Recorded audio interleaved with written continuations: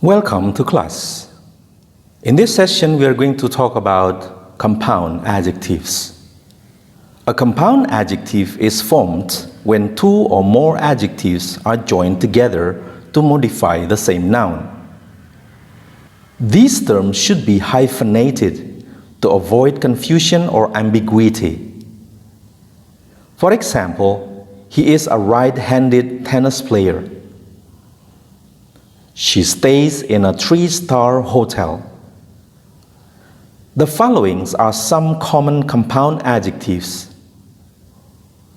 Combine a word from column A with a word from column B to make a compound adjective.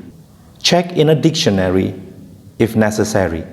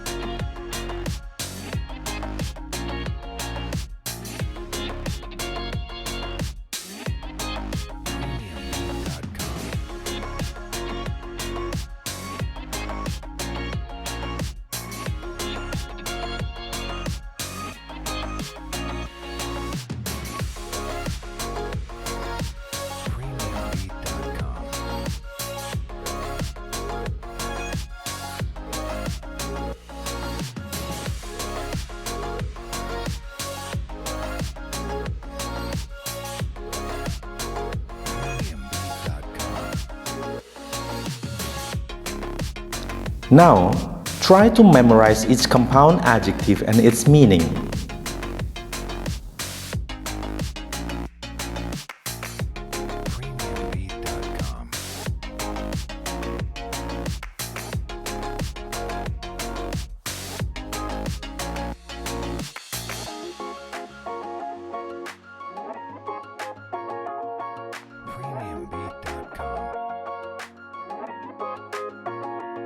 Let's do a memory drilling.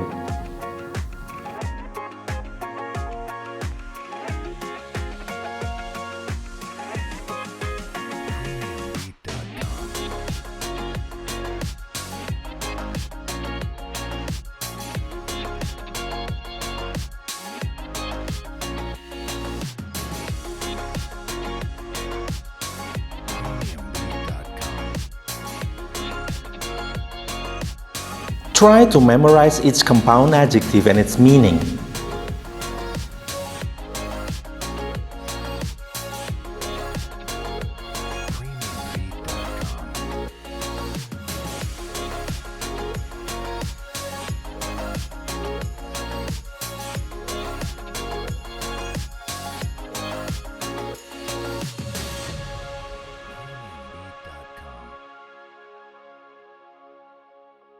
Let's do another memory drilling.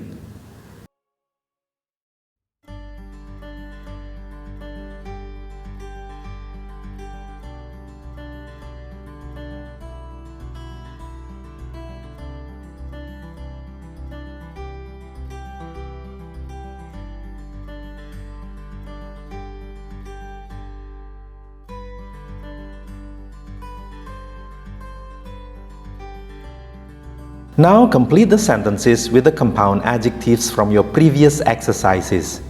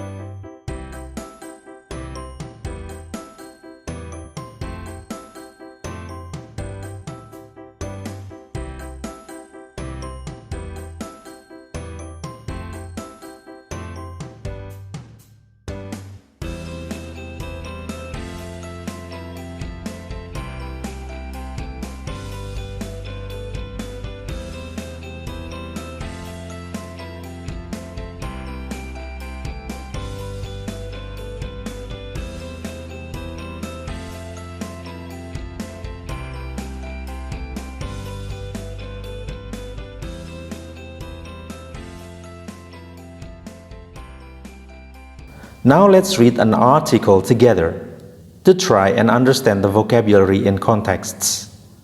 D.B. Cooper.